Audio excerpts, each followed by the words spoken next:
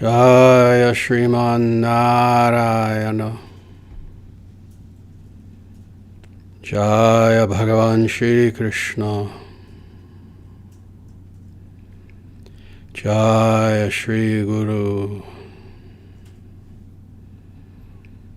Sanatana Dharma Jayate. Dharma Rashtra Jayate. All victory to the Dharma nation.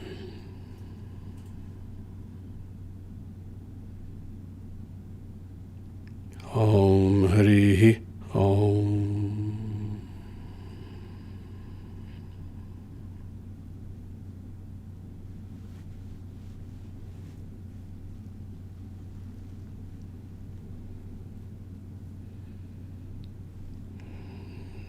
Very good. Welcome, everyone. It is absolutely wonderful being with everyone again. Welcome to our weekly online satsangha, this live stream that we do on YouTube every Monday at 7 p.m. Central Time. And again, it is wonderful having you all here. What we're going to be doing today is something quite interesting and quite timely, actually. I'm going to be talking about what is a true ruler, and ruler in every sense. A political ruler, a king, etc. An individual who is a true leader. You know, it's interesting that for those of you who have watched my videos in the past, who have heard my talks in the past, you know that this has been a recurring theme, something that I've spoken about again and again and again, is that in recent decades, in recent generations actually, we have been lacking true leaders. And this is true in every single field, certainly politics, but really in every field. We have been lacking true religious, spiritual leaders, individuals who are selfless. We have certainly been lacking political leaders. We've been lacking economic leaders, cultural leaders, etc. And you also know that there are many, many verses throughout the totality of the Vedic scriptures that talk about what is indeed a true leader. And I've commented on some of these verses in the past. But today I'm going to be speaking about several verses that are quite interesting from Yagyavalkya Smriti. This is a work that is not very well known. It is one of the scriptures, but it's not very well known by most people, actually, whether Hindus, non-Hindus, followers of Dharma, individuals who see themselves as followers of Vedic spirituality. It's, again, one of the lesser-known scriptures, but extremely important nonetheless. So what I'm going to be doing today is the usual format that we have, and that is I'll be reading and then commenting on these several verses from the Yagyavalkya Smriti. And then afterwards, I'll take questions and answers. So as always, please, if you can, wait until after I'm done with my talk. And then I will signal to you to feel free at that point to ask any questions that you have. And with that, this is a little bit long, so I want to dive right into it. It's a little bit long, but I felt that this was very important, given the global situation that we find ourselves in today. This is true not only in America, but Europe and India and, so many nations throughout the world, where unfortunately people have lost sight of what it means to be and to have a truly perfect leader, an individual who is, to quote this, naradhipa, a ruler of men in the true sense. And I'll go into precisely what is meant by that term. But first, let me read this to everyone, and then again I'll comment on these verses. So this is Yagyavalkya Smriti, verses 309 to 311. And with that, I shall read this to you. The political ruler, naradhipa, that means literally ruler of men, should have great energy, discriminating aims, memory of the deeds, both good and bad, of others, should serve the elderly, be disciplined and ethical, endowed with equanimity, descended from a noble family, truthful in speech, pure, not procrastinating, of strong memory, devoid of low or mean qualities, and not harsh toward others. He should be dharmic in all things and without bad personal habits, intelligent, courageous, expert in keeping important secrets, and a good guardian of his own weak points. He should be well versed in the knowledge of atman, the science of the punishment of evil, dandaniti, the economy and agriculture, and expert in the threefold science of Rig, Yajur, and Samaveda. So again, these are these verses that we'll be commenting on. And now let me, as I usually do, just go through this entire thing. And of course, as always, due to time, even though this is long, I'm going to try to be as brief as I can for this format. Otherwise, as my students know, we easily could spend days and days just examining these verses. So first of all, naradhipa is the word that is used here, and that is the individual who is being discussed. Nara means man. So this means quite literally a ruler of men, an individual who is a ruler over others.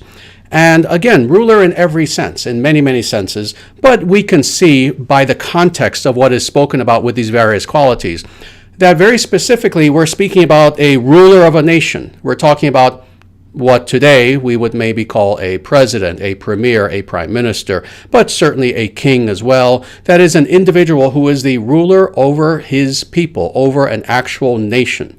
So this is what we're talking about, first of all. So now, with that understanding, that this is now what is about to be laid out is what are the actual qualities of an individual that we should look toward if we're looking for someone to rule over us. Again, in much of the West, of course, what this means is in elections, voting for someone, for president, prime minister, etc. So this is quite unambiguous, as the Vedic scriptures always are. You know, the Vedic scriptures tend to be very unambiguous. If there is an individual who claims that they are a political leader and they want your support, they should have these qualities, period. And if they do not, then they should do something else. Manage a store. They should manage a business. They should do something else, but they should not be a political leader unless they have these qualities. So now let's go through these. Such an individual, a ruler of men, should have great energy. Well, this is a given, number one. An individual, if they're going to be someone who's going to rule over a nation, what does this mean? That means that their responsibilities are going to be great and myriad. It means that they're going to have so many different fields of concern, so many different things that they're going to have to worry about, think about, problem solve, etc.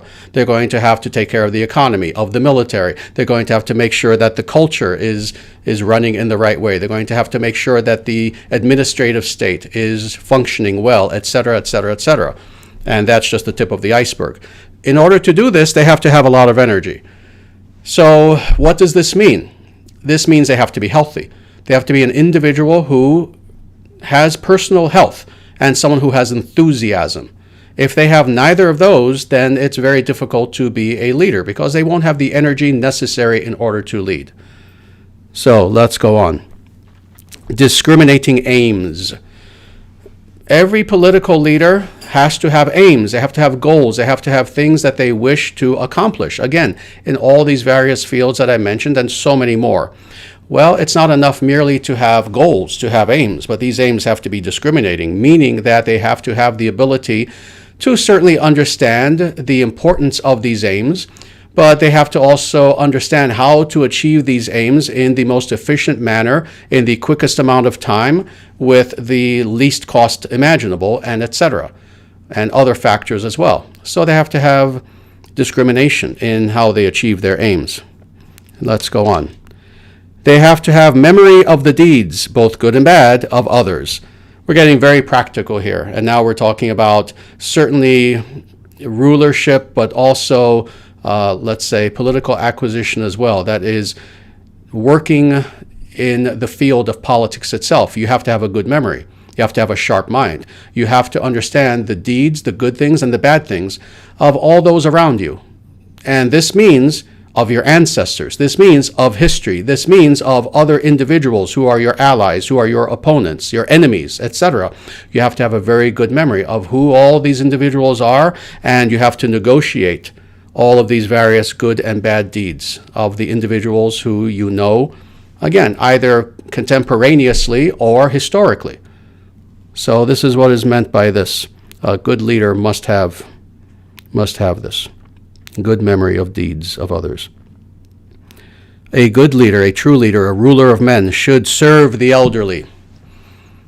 Very, very important. You know, this is something, interestingly, that was understood in the past as a Vedic injunction, as a dharmic injunction for any individual who claimed that they were somehow in the administrative state. That is, if they were, again, either a king or a president or a governor or a mayor, etc. That one of the most important activities that such an individual has to perform is indeed to think about the elderly, to take care of those individuals, those noble individuals who have come before us, who are still present among us, and who are there to share their wisdom with us. You know, one way that we can know whether a civilization is truly a civilization, whether a society is truly civilized, is how they treat, indeed, the elderly. Do they just brush them aside and just rush them all into old age homes the moment that they begin to be a little bit of a burden, or are they individuals who are cherished? Well, the true ruler makes sure that in all circumstances, the elderly are taken care of and all their needs are met, because they are a treasure for society, and the true ruler understands this. So the ruler of men must be disciplined and ethical. Oh, absolutely. They have to be disciplined in every way. So interestingly, as you've heard me say many, many times, and I should have said this beforehand, but I'll say it now, as we go through this list, take note in your own mind of how many of these qualities apply not merely to a ruler, not only to a political individual, an overt kshatriya, but also the yogi, also the spiritual person, also the sage. And these are two qualities right here, among others. I mean, truthfully, all these qualities belong to the sage as well. But these two especially. The ruler must be disciplined. That is, they have to have control over themselves. They have to have self-mastery. They cannot allow their senses to dictate to them. Rather, they dictate to their senses. They dictate to their mind, etc. So a true ruler is in complete yogic control over themselves, and they are ethical. They are ethical. They are individuals who are moral. There's no such thing as an amoral ruler. That is, by definition, someone who is pretending to be a ruler. A true ruler is someone who does the right thing, who the only reason why they are in power is precisely to help their people, to serve their people, and to serve the good. So thus, a true ruler is ethical. And let us go on. Endowed with equanimity. Equanimity. A true ruler is an individual who is kind, someone who is detached, someone who does not allow anger and their own emotions, their own prejudices, etc., to dictate how they're going to deal with people. They in themselves have peace, they in themselves have calm, they in themselves live a balanced, peaceful life, they communicate peacefully, etc. They themselves, interestingly, even a kshatriya, even a person who is a ruler, when you meet them, you are meeting someone who is a font of peace. And thus, they treat all people with justice. Again, this is a quality of a yogi and of the true ruler as well. Let's go on just a little bit more.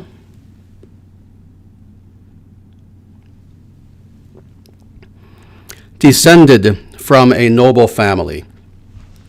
And now here, of course, we're talking about royalty very specifically. Keep in mind, of course, that these scriptures were written in a time where there were very few elected leaders. There were some. There have always been republics, interestingly, including even in ancient India. Actually, there have always been republics, certainly ancient Greece, but Athens was not the first republic. There actually were ancient republics in Vedic times as well. Not many, but there were some. But it is extremely important to understand that whether we're talking about an individual who is elected president or someone who is a king, indeed, who their family is important. You see, if you see that their family are ignoble, are the opposite of noble, that is, their family are all corrupt individual, taking bribes from foreign nations, etc., committing all sorts of crimes, and yet here is an individual claiming, oh yes, I'm running for president, and even though my family are all crooks, oh, you can trust me. No, they must come from a noble family. They must come from a family who, not only that one individual, but indeed their family as well, has cultivated a familial culture of ethics, of goodness, of service toward others. So this is what is meant by this. And let's go on. Truthful in speech. Truthful in speech. Certainly, a true ruler of men is an individual who, when they make promises to the people, they keep those promises. They don't lie to the people, claiming that, oh yes, vote for me, elect me, and I will do A, B, C, D, and E for you. Oh, you can count on it. And then, of course, when you vote for them and they actually acquire power, they do none of the above. In fact, in some cases, they'll do the very opposite of what they promised. No, a true ruler of men is an individual who they live by their word. When they promise something to the people, understanding that they are a servant of the people, when they make that promise, they keep that promise at any cost. They are truthful in their speech. They are pure. They are pure. Shuchi. Shuchi is the word that is used. Yes, actually, believe it or not, a leader, even a political leader, should be an individual who in their own personal conduct, they are pure individuals. What does that mean? That means that, just like the yogi, they should be someone who they have control over their sensual pursuits. They are not someone who smokes and drinks and takes drugs and just lives to party, etc., etc. You know, it became a very big debate in the 1990s when we had one president who had sexual indiscretions, one president of America who had sexual indiscretions with a person who was under him. And there was this big debate. Well, does it matter? Does the personal sexual life of the president really matter as long as he's doing a good job? Well, that president didn't do a good job. And by definition, if the person is bad, they're not going to do a good job. If they themselves do not have the ability to be pure in every way, then they, by definition, will not have the ability to, quote unquote, do a good job. And why? Because their will is perverted, because their will is geared towards self-interest more so than the interest of others. So yes, a true ruler must be pure in their personal habits. Let's go on. Not procrastinating. Yes, this is a true leader by definition. A true leader, when they know that they need to achieve something that is of great importance, they don't wait and wait. There's no laziness. There's no putting things off when they know it must be done today. Rather, again, this goes along with the very first quality, energy. They have the energy such that when something needs to be done, they do it, period. And they do not procrastinate. They don't put things off that are of importance. Let's go on. Of strong memory. Yes, a true ruler of men has to have a memory that is ironclad. And this means in every sense. This means that they have to have the ability to retain knowledge. That is, you would hope that a true ruler is someone who is a wise person. But how do they acquire this wisdom? Through education, through reading, through experience with others, etc. But more, they have to retain those lessons that they have learned throughout the totality of their life in such a way that now that they have acquired power, now they can use all of those lessons that they've learned throughout their life in order to be a better ruler. So they have to have a good memory in that sense. They have to have a good memory also as far as detail, as far as facts and figures and data, etc. Because very often, interestingly, when a person is indeed a ruler in one way or another, it's not all just glamorous. A lot of it is policy issues. A lot of it is economics. A lot of it is indeed memorization of little bits and figures of information. So they have to have a very good memory. And I can go on with this. There are many other areas in which a ruler needs to have good memory as well. But I'll stop there for now. They must be devoid of low or mean qualities. They must, in other words, be a gentleman. They have to be dignified. They have to be an individual who, when you meet this individual, you immediately have respect for the person of the ruler.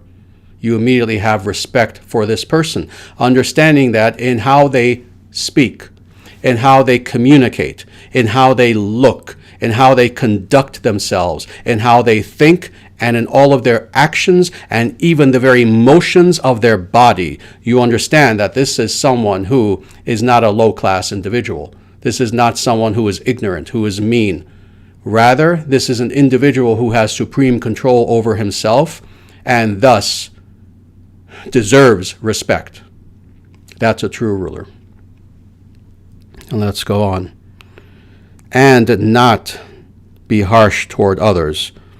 So this goes along with what was said previously, that again, a true ruler is someone who is not harsh. Now please, take the Vedic scripture seriously. Please take this seriously. We see, for example, in America today, with the political situation that is occurring, where we're going to be having an election in approximately 30 days or so, give or take. And what do we see? So many individuals in politics, either claiming that you should vote for me, or claiming that, oh yes, I'm an individual who I am worthy of even having a political opinion, and yet they are harsh. They are harsh toward others.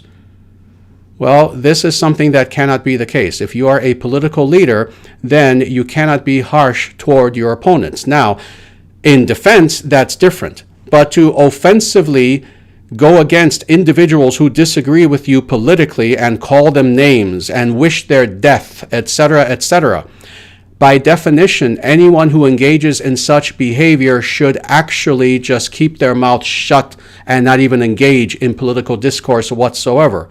Because in being harsh, they have shown themselves to be a low-class individual who really should just, again, maybe aspire to be an assistant manager at some store somewhere, but they certainly should not consider themselves to be a political leader, because they have shown that they have no moral quality.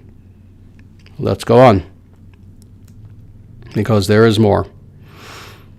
He should be dharmic in all things. That goes without saying.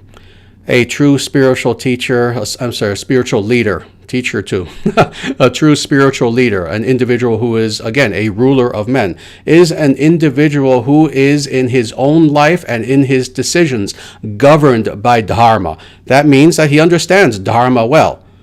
It can't just be a word for him. It has to be something that he's actually studied, and more, that he's shown that he actually understands. You see, to study something of such subtle qualities as this, that is dharma, is one thing. But to then be able to truly understand it and apply dharma in a very practical way, that's something that a person who claims to be a ruler, they have to display that they have that ability. So thus, they rule in accordance with dharma. And without bad personal habits. So again, this is more, let's say, a support of what we were talking about before. They cannot have bad personal habits. There's no such thing as a leader, especially today. We're talking about, let's not talk about this simply in the abstract. Let's talk about leaders, rulers of men today, because this is, again, what we're lacking and what we need. There's no such thing as a person who claims to be a leader, but they're addicted to things. They smoke on the side. They take drugs. There's no such thing as a real leader who takes drugs of any kind, even smoking pot once in a while. There's no such thing as a leader who is an alcoholic, who drinks alcohol. There's no such thing as, again, a leader who cheats on his wife, who sleeps around, etc., etc. No, a true leader is an individual who doesn't have bad personal habits. And again, the Vedic scriptures are clear about this. Intelligent. They must be intelligent. Do I need to comment on that? Yes, of course. They have to be an individual who has the intellectual capacity to rule and to thus juggle all of the various, again, fields and strata, etc., of what it means to be a leader. A leader, especially a leader of a nation, deals with so many different, diverse topics and subjects and areas of concern, etc. Well, they have to be intelligent in order to navigate through all these various things. Courageous.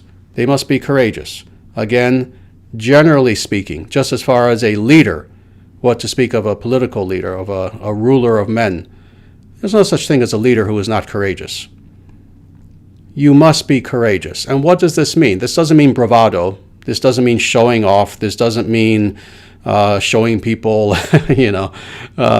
photos of yourself, in the military when you were in the military. And no, it doesn't mean showing off. It means that you do not stand down in the face of injustice. It means that in the face of demonic opposition, you do not blink, no matter what.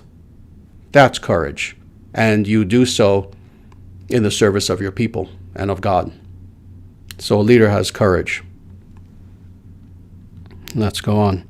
They are expert in keeping important secrets. Well, of course. A leader is not someone who is a leaker. And a leader is not an individual who's going to leak state secrets, who's going to be loose with his mouth. And when there are things that the common individual should not know, because it's truly important to keep these secrets for the sake of national security, etc. A true leader knows how to maintain silence. And a good guardian of his own weak points. Yes, this is a very practical thing. A true leader is not someone who's always apologetic about himself. A true leader is someone who, they certainly understand their own weak points and they do their best to work on those weak points, but at the same time, as a leader, as an individual who's trying to gain the confidence of his people, he doesn't advertise his weak points. He doesn't advertise that. No intelligent person would. But rather, of course, again, working on those weak points in a very quiet, very personal sort of way, the true leader inspires confidence on the part of his people. And let's go on. He should be well versed in the knowledge of atman. Very interesting.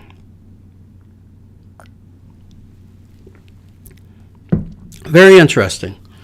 So, of course, these being the Vedic scriptures, of course, this will always be an emphasis that, again, the true leader, again, the ruler of men, is an individual who, in addition to having all the practical skills that are necessary in order to rule the nation effectively, this person should also be a spiritual person. They should be an individual who, again, like the yogi, again, have you seen how so many of these qualities, even if you personally don't aspire to be some big political leader, if you simply want to be a yogi, a spiritual person, a dharmi, you need all these qualities. Well, here also, again, that individual should know atman. He should know his true self. He should be an individual who understands that he is consciousness operating through the field of materiality, and thus being more effective as a result. He should understand the science of the punishment of evil, danda. Danda is a very interesting word. Danda means staff, it means stick. It's the staff that the sage carries. In fact, if you look behind me, that is my seat that I sit in as I'm teaching. You'll see that there is indeed a danda that is placed there. The sage carries a danda and they carry a water pot, and I have both, which are situated behind me. The sage carries a staff, a stick, a danda, but so does the king. So does the king. And this is literally what danda means, is such a staff. And why does the king carry such a staff? Well, the sage carries a staff peacefully in order to indicate that they are indeed a sage, and they use the staff kind of as a walking stick. The king, on the other hand, uses the same staff but to punish individuals. So the true king understands what is the nature of punishment, of just and equitable punishment against those who are evil, against those who are criminals, who are murderers, who are rapists, who are pedophiles, etc., and how to punish them effectively in such a manner that they will never commit that crime again, and thus society will remain safe. And let's go on. The economy and agriculture. Yes, they are very well versed in economy and agriculture. And isn't it interesting how those two go together here, as they do naturally in accordance with Vedic economics? Because you'll understand, of course, according to the Varna system, we have what are called the Vaishyas. And interestingly, Vaishyas are both merchants / business people, but they're also farmers. They're also agricultural people, people who grow from the abundance of the earth, etc., who grow things from the abundance of the earth. So thus, interestingly, these two are naturally grouped together. Economy and agriculture go together because the greatest wealth that a nation can have is indeed its agriculture, its farms. In a nation as large as America, hopefully in the future we will go back to the way things were at one time, and we will have a nation consisting of millions of family farms that will be equipped to feed the nation in a healthy way. That's as an aside. Let's go on. And he is expert in the threefold science, Rig, Yajur, and Samaveda. So in other words, what this is saying is the true ruler, the ruler of men, is an individual who knows the Vedic scriptures and is an expert on the Vedic scriptures and knows them extremely well. So thus, what is the summation of this? Several things. First of all, again, it is unambiguous as to what a true ruler, whether we're talking about a king or more practically today, because we don't have many kings and the few that we do are pretty much powerless, kings and queens. What we do have today are presidents, prime ministers, premiers, etc. These are the qualities that such an individual who claims to be the leader of a nation must have, and period. They must have these qualities. And this is not the only place, this Yagyavalkya Smriti, this is not the only place where it discusses many of these qualities that, again, a ruler must have. This is discussed in other Vedic scriptures as well. So again, this is unambiguous. If a person wants your vote, if they want your vote as president, as prime minister, as governor, as mayor, city council, board of education, anything, they must have these qualities. And if they don't, look for someone who does and encourage that person to run. And if you can't, if you have those qualities, then you run for office. But a true ruler must have these qualities. That's the first thing of importance to sum this up. The other thing is, again, the true ruler of men, the true individual who is a political leader, is someone who, in addition to having practical skills, also has the qualities of a yogi, and vice versa. So with that, I thank you very much for listening to my discourse today. And I want to signal to everyone that if you have any questions, either about what we spoke about today, or truthfully, anything regarding Vedic spirituality, Sanatana Dharma, etc., please feel free to begin asking your questions.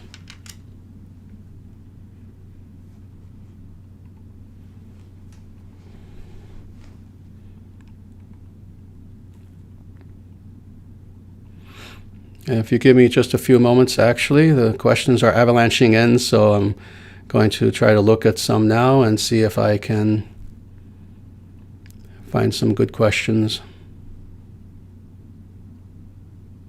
Here's a good question that has to deal directly with what we were talking about. And this is Jason Bryant asking this. Can Acharya explain the essence of the spirit of a nation? Is it just an ideal or some kind of subtle body, or does it have an atman of its own? Very good. And let me answer this conclusively, actually. A nation has an atman of its own. A nation is indeed, it's certainly an ideal, but more than this, and this is something that we have lost sight of. You know, we have an anti-essentialist movement that has been around in philosophy for quite some time now. And the idea being that if you have the idea that anything has an actual essential nature, then that simply makes you superstitious, and rather you should be a logical positivist, you should be an individual who is a materialist and understand that nothing has an essential nature. Well, that's a very modern atheistic mindset. In actuality, all of the ancients, and really all people up until just a few hundred years ago, understood the nature of essentialism, and that is the idea that certainly we as individuals have our own essential nature, that is, we have an essence, and that essence is spiritual. That essence is indeed our atman itself, but more than that, there are there are nations that have essences as well. There is an essence. There is a spirit of the nation. And in order to understand how this works, first of all, you have to understand what constitutes a nation itself. What constitutes a nation is not merely a geographic location. So, for example, with America, sadly, America has become the prime example of this misunderstanding of the notion of nationhood. A nation is not just a place. And anyone who just happens to live there or move there or come there or born there or whatever, they are all truly members of a nation. Rather, what a nation consists of is a homogeneous people who are autochthonous to the region. That is, they have been there practically forever, for generation upon generation upon generation, stretching back into the mists of time. So that is, first of all, what constitutes a nation. And what constitutes the spirit of that nation is indeed that individual who was the most powerful of the early beings in that nation, whose spirit is still there representing the people of that nation. And this is something I've never stated in this specificity before. I've talked about the spirit of a nation. I discussed this in the Dharma Manifesto, etc. But this is what it truly is. It actually is a person. It actually is an atman. It actually is indeed a true spirit who is the personification of the collective essence of the people of that nation. So this is what is the spirit of the nation. It is something that is quite real. And every true nation has a spirit, has an essence that is to be understood and that is to be honored forever. So with that, I will continue.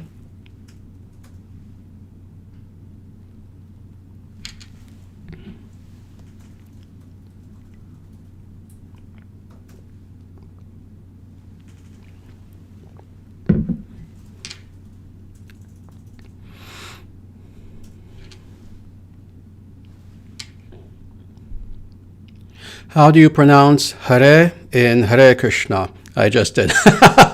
Hare. So it's not Hari, it's not hair. Some people unfortunately think that the word is hair as in a rabbit. No. Hare. Hare Krishna. Hare Krishna. This is how you pronounce that. So I hope that's helpful.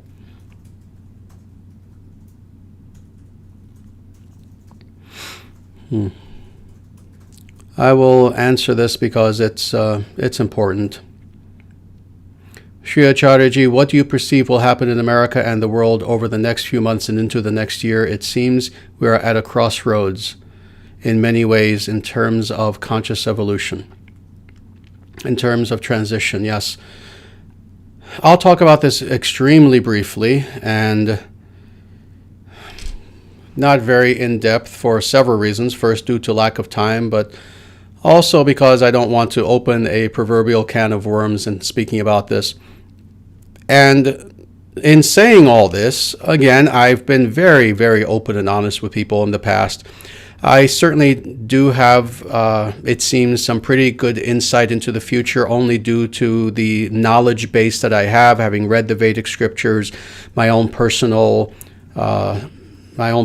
insight due to a lifetime of sadhana, etc. But I'm not a prophet. I'm not someone who claims to predict the future. I can only speak in generalities. I'm not someone who claims, that I can give you exact dates and exact things like this. But all that being said, what I perceive happening is that indeed for the next, let's say, several months, and again, how long that means, I don't know. Could be 3 months, 2 months, could be 6 months, could be as long as a year. I doubt it though. But for the next several months, in America very specifically, things will continue to become more surreal. Things have indeed become surreal, haven't they? As, again, I spoke about for many, many years in previous videos, including the Coming Golden Age and other videos where I speak about what is to come. Things have become surreal. Things have become violent. Things have become very chaotic, where from day to day to day, we don't know what's going to happen. And things shock us in the news seemingly every day and exponentially so.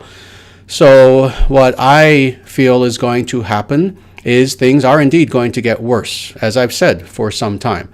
What does that mean? Again, I actually have some pretty clear ideas, but I don't want to necessarily share them for a variety of reasons. But things are indeed going to get worse in America before they get better. That being the case, practically speaking, I would suggest, as I have in the past, that you again, in a very intelligent way, without panicking or doing anything crazy, without having fear, prepare.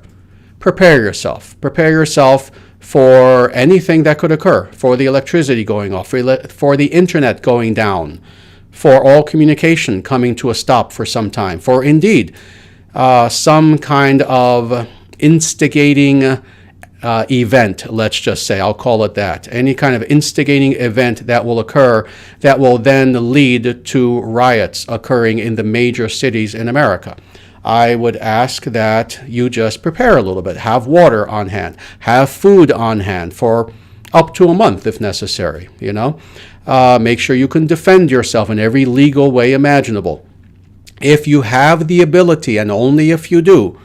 You see, again, I always want to discuss this in a very intelligent way. I don't want people, doing crazy things. If you have the ability, leave the cities. Leave the big cities, especially the top 40, 50 cities, and try to settle in places that are more peaceful. Get away from states where they encourage rioting, where they encourage crime. You see, God shows us what is truth. It is up to us to see. When you see that there are certain states in America, certain municipalities, where, again, those individuals who should not be ruling men are ruling nonetheless, and as a result there is crime and they encourage rioting, etc., God is giving you a message. Leave those places and go to places that are the opposite. So, etc. So this is what I would say. As far as, again, specifics, I can talk about them, but I would like to avoid doing so just for many, many reasons, including censorship. So let us go on.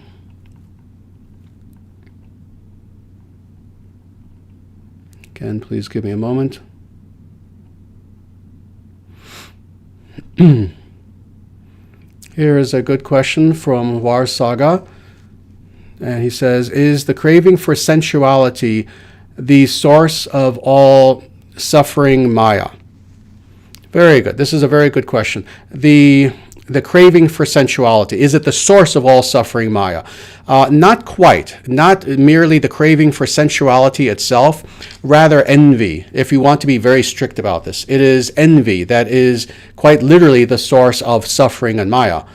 Envy, and then, as a result of that, the unwarranted, illusory desire, and indeed desire for sensuality, etc., that then comes about as a result of that. That does indeed lead to our furthering our illusion more and more and more. But really the root foundation is envy. That is, at a certain point in our quote-unquote history as an atman, when we were in a somewhat purer state, that is, before we actually come into contact with materiality, we have essentially a choice, and that is to serve God perfectly and purely and selflessly, that is, do seva, or instead to, in a way, envy God and want ourselves to become God. When we choose the latter, that is where false ego, ahankara, first comes about. And then as a result of that desire, that we are envious of God rather than wanting to serve God, then of course we want what in our own warped perception we think God has. So then that's when the craving for sensuality comes in, you see. Because again, when we are in illusion, and I've said this before, when we are in illusion, we perceive God as power. When we are not in illusion, we understand that God is love.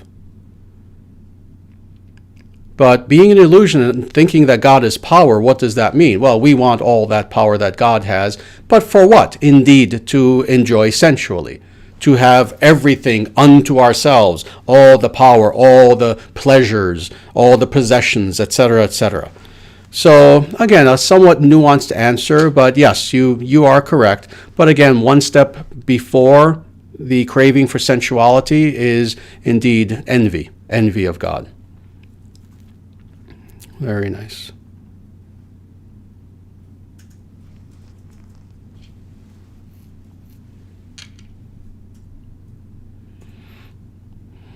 I'm just looking for a few more questions here.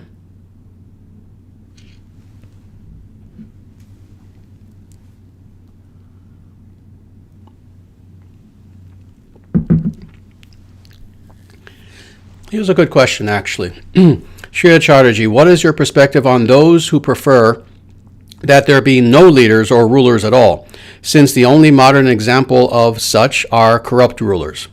That's a very good question, actually, and certainly you do find this sentiment among people, some people. Unfortunately, it's just that. It's a sentiment. It's not something that's based on a good understanding of history or philosophy.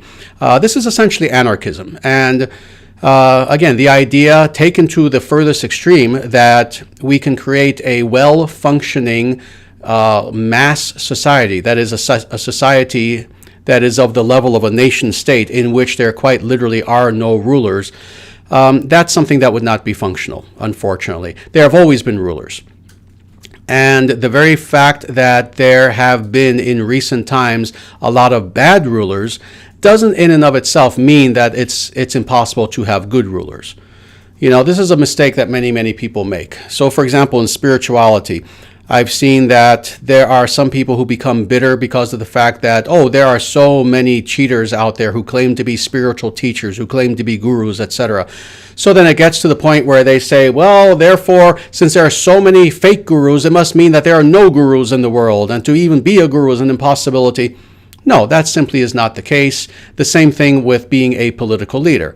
Even today, and I've said this in the past, all throughout history, even in the bad history of the last several hundred years, while it seems that in recent days, indeed, the majority of people who are in political leadership, yes, they tend to be corrupt. It's not that there haven't been many who have not been. Indeed, there have been individuals who they have been true rulers of men. They have been individuals who meet most, if not all, of this criteria that we spoke about. So indeed, while something may be few and far between, very difficult to find, it doesn't mean that they don't exist. And rather than throwing out the baby with the bathwater, as they say, and saying that, well, because all around me I see so many bad leaders, therefore we should have a leaderless society, that's not logical because, again, A, there are good leaders, and B, when you have a so-called leaderless society, what happens is that vacuum is very quickly occupied by individuals who indeed will act as leaders. See, even if you look at the history of the so-called anarchist movement, the anarchist movement had and has leaders. So even in movements in which the claim is we want no leaders, they have leaders. They have leaders. So thus, again, that vacuum will always be filled. And unfortunately, unless you understand the criteria for what it means to be a good leader, and you say, no, we want to be leaderless, and thus have no experience of what a true leader is, that vacuum will necessarily be filled by an evil leader. So this is why anarchy leads to tyranny, period. So I hope that answered that question.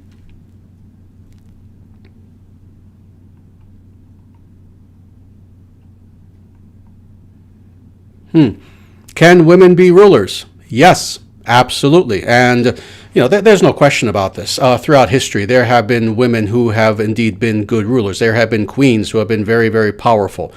So that is certainly something that is a possibility. So yes, women can indeed be rulers as well.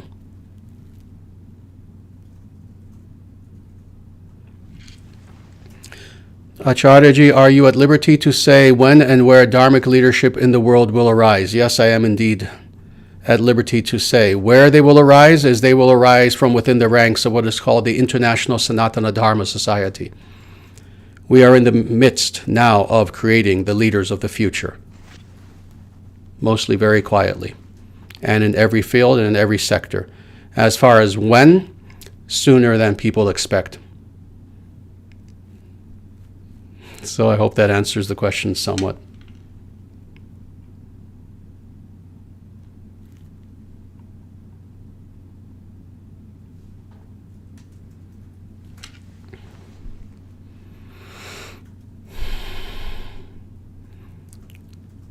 I will answer this in as uncontroversial a way as possible, not because I care about controversy, but because others who are in control of our social formats do. I honor you, Sri Acharya-ji. Thank you so much. Do you have some insight into how spiritually advanced the president is? Is the president armed with Narayana Kavacha? As far as the first part of your question, I'm not going to answer that. The second part, is the president armed with Narayana Kavacha? The answer is yes. The answer is yes. And thus, he cannot but always win.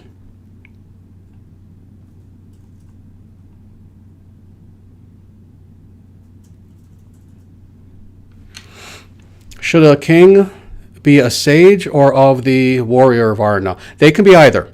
They can be either or both, actually, interestingly. And again, throughout the history of Vedic civilization, really all Dharmic civilization, we've seen some individuals who were indeed Brahmanas, who ruled as kings, sometimes in an emergency measure, but they often ruled as kings. We have certainly had many multitudes of individuals who were kshatriyas, who also ruled, but also we have had many, many individuals who were rajarshis, chakravartins, what is also called vajravarna, and that is a combination of both. Individuals who are rulers who, in their personal character, they are a sage, and in every sense, you see, in every single sense, they are qualified to be a guru and lead others to liberation, and they can also lead an army into victorious battle, all in one person. So this is something that we have seen in the past, and more, that is the greatest of leaders, an individual who is what I just described, a Vajravarna, a Rajarshi, a Chakravartin, an individual who is a sage and a king, a kingly warrior. So that's the greatest leader. So yes, indeed, we've had individuals from both.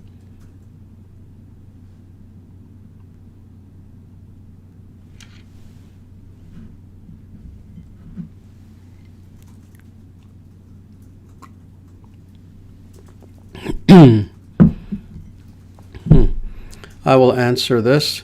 Sri Acharya-ji, one is going back to Godhead and not the purpose of Sanatana Dharma. Should we improve the world? And two, Lord Chaitanya is not mentioned as an incarnation in the Vedas. Is he still an incarnation? Yes, I'll answer these questions actually. First of all, indeed, going back to Godhead is the purpose of Sanatana Dharma. That is achieving ultimately Vaikuntha. That is coming to a point where we develop pure bhakti, pure devotional consciousness and service toward Bhagavan Sri Krishna, Sriman Narayana, with the ultimate goal of indeed entering the kingdom of God, going indeed back to Godhead and being in the personal presence of God, of Narayana, in his spiritual realm of Vaikuntha. That is the ultimate goal of Sanatana Dharma. And everything else from A to Z in Sanatana Dharma really is geared toward that one goal, period. So hopefully that answers. Should we improve this world? Absolutely. We have seen that every, indeed, Brahmana, every sage, every acharya, every rishi, every true king, every, again, naradhipa, every ruler of men, anyone who is personifying dharma in their being, they do everything that they can to improve the world as well. You see, again, the idea of being spiritual is not being otherworldly in a superstitious sort of way, in a impractical sort of way. This is why Sanatana Dharma stresses beauty. This is why the rishis who lived in the forests, in their ashrams, they cultivated gardens They cultivated beauty. They actually cultivated arts and sciences. They tried their best to improve the world. They taught multitudes of students in some cases. In some cases, the ashrams of some of these rishis of the past were like the university system of their day, where thousands of students would come over a period of time, and they would teach them and send them back out into the world to indeed improve the world. So yes, we have to improve the world in every way, and the number one way of doing this is indeed to introduce Dharma into the world. And then finally you ask, Lord Chaitanya is not mentioned as an incarnation in the Vedas. Yes, that is actually quite correct. Some people will try to fudge one or two Sanskrit verses and pretend that they're talking about Chaitanya as a Purna avatar, as an actual incarnation. They don't know Sanskrit. I do extremely well. And no, the Mahaprabhu, Sri Chaitanya Mahaprabhu, is not mentioned as an avatar anywhere in the Vedic scriptures. He is, however, as I've said many times in the past, an avesha avatar. That is, he is an acharya he is a guru who so personifies bhakti, who so personified bhakti in his life that he was empowered by God to restore bhakti in this world. So thus he was an avesha avatar. When you looked upon Chaitanya Mahaprabhu, because he was empowered by God, you also experienced the presence of God within him. But yes, he is not a Purna avatar, that is a full avatar of God. And I'm very sorry to say this to Gaudiya Vaishnavas. Unfortunately, there are many people who claim that a great teacher is an avatar. So for example, you have the Swami Narayana movement, where they claim that their great teacher, who lived approximately 250 years ago, he is an avatar. He was not a Purna avatar either. None of these people are mentioned in the scriptures. And again, you can only be a Purna avatar, a full avatar of God, if you are mentioned in the Vedic scriptures. So we have the greatest respect for Chaitanya Mahaprabhu. In fact, probably more so than many Gaudiya Vaishnavas, because we don't merely worship him, we try to follow him. We try to actually follow his instructions and his example. We understand that he was an avesha avatar. That is, he was not a full incarnation, but he was empowered by God. So I hope that answers that. Very good.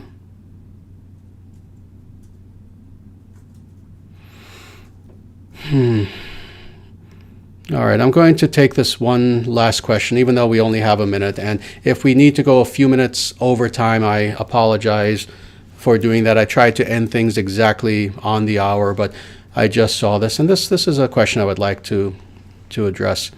This is Rudra Aryavarta. Very good name. Aryavarta was a truly great civilization that shall be again. How do you deal with narcissistic family members who are constantly scapegoating you? Oh, this is a good question, and it's a truly terrible thing, and I'm sure you know you're not the only individual who has suffered from such problems. You know, it's very unfortunate that due to indeed the breakdown of the family, due to the fact that society is no longer spiritual, is no longer religious, due to the fact that society has become atheistic, materialistic, and is no longer based upon dharma or any form of spirituality, what we've seen is not only the breakdown of the family, but what family is there is indeed usually quite dysfunctional. And rather than the family unit being a safe zone, a true safe zone, not a political safe zone like the social justice warriors talk about, but truly a safe place where children can grow up in health, knowing that they're loved and raised in such a way that they can be the most wonderful adults imaginable. Instead, we very often see the opposite, that our own family has become the very opposite of supportive in so many ways. And this is a very sad, very unfortunate thing, but again, it's something that so many millions of people have experienced today. Several things that I would suggest. First of all, dealing with yourself. First of all, make yourself strong. Make sure that what you are not getting from your family members, that is the nourishment, the spiritual, emotional nourishment that you need, that every human being does, the sustenance, make sure that you're getting it. And if you can't get it from your family, then get it from other very healthy sources. More than anything, get it from God. Get it from Dharma, get it from God, get it from all of these practical, very wonderful spiritual practices that Sanatana Dharma teaches. So this is the first thing, is make yourself truly strong and give yourself the spiritual nourishment that you know you need, that you're not getting from them. So that it comes to the point where you know that you can stand on your own 2 feet, you can stand on your own legs. And while it's sad that, of course, you would like support from your family rather than the opposite, rather than being berated or criticized or made to feel bad, you would like that. But understanding that you do not have that, get it from other positive places and make yourself an individual who is healthy and strong in every way. The next thing is indeed to understand what I just said, and that is, you have to ultimately accept your family for what they are. Yes, I always say this to people, that everybody is someone's relative. Good people, bad people, the murderer who you just read about on the local news, that person's related to someone. Family are people. Whether it's your mother, your father, your brothers, your sisters, cousins, whoever they are, they're people, they're human beings. That means some of them will be absolutely wonderful, and some of them will be extremely nourishing toward you and give you the spiritual food that you need, especially as a child. Some will do the opposite, and many are just in between. They themselves are just kind of lost and trying to figure things out. You need to accept this fact, that these family members are people like anyone else, and they have their faults, and you are not to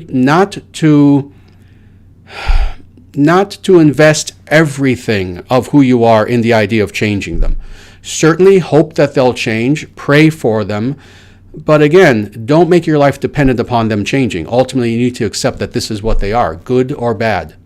This is what they are, and this is why, again, the first part, you need to be strong in and of yourself. And more, ultimately, I don't know how old you are or anything.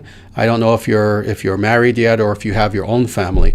This is the last thing that I would say, is what you were lacking in your own family, now create in a new family. Find someone, if you haven't already. Again, I don't know who you are. If you have not yet, find a partner who is everything that you have been looking for all of your life. Someone who indeed is there to nourish you and who will take nourishment from you. Someone who is supportive. Someone who, rather than criticizing and nitpicking and trying to tear you down, does the opposite in every way.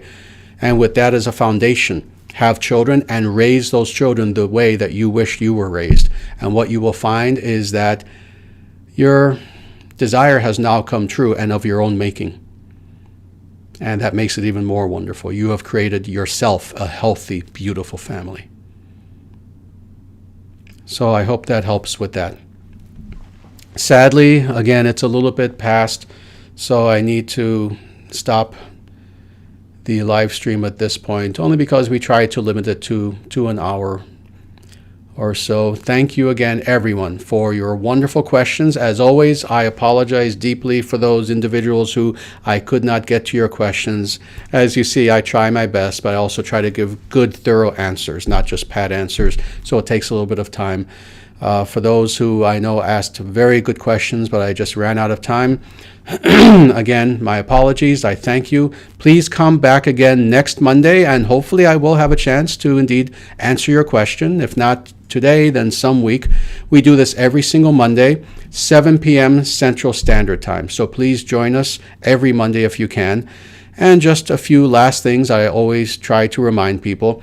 If you have not, please subscribe. Please subscribe to our channel, Dharma Nation, on YouTube. This is, as you've seen, a channel like none other. What we do is extremely unique. We give truth, and not just because we say so, but because it truly is. So please subscribe. Please visit our website, dharmacentral.com, when you can.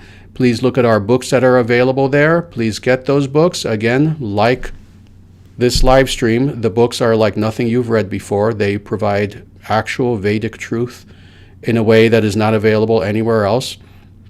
When you're there, please feel free to join our email list. You'll see that as soon as you arrive there. And then finally, please support us in any and every way that you can. This is a non-profit spiritual movement, and truly, truly non-profit.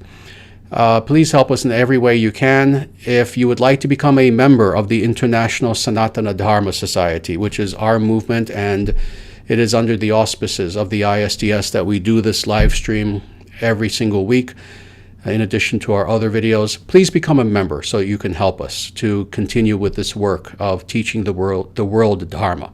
If you go to Dharma Central, you look on the menu and you'll see membership. Please go there, and that will provide the information by which you can become a monthly tithing member. And you can do that for any amount. You can do that for even as low as $5. Many people do $10. You can do $100. You can do anything you want. But please consider becoming a member, or even just giving a one-time donation that will help us with, I've lost track of how many dozens and dozens and dozens of projects that we have in order to teach the world Dharma. And with that, again, I thank you for being here.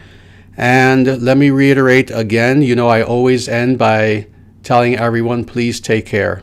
But let me reiterate, especially now, going back to that previous question that was asked before. Again, no one knows 100% of what is going to happen in the immediate future in the next several months. But again, I personally feel that things are going to get worse, potentially much worse, before they get better. And when they get better, they're going to get better. But in the meantime, truly in every way, take very good care of yourselves. I want to see all of you on this live stream a year, 5 years, 10 years from now. I want us to always be together in this way as family. So please take very good care of yourselves. And with that, namaste.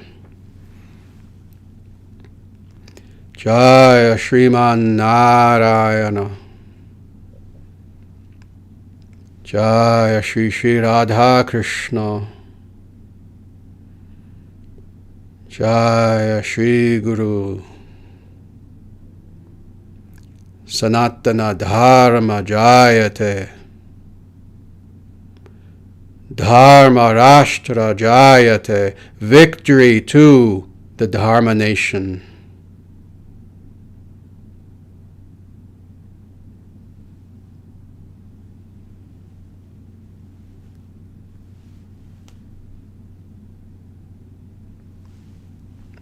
And until next time, again, to everyone, please take care.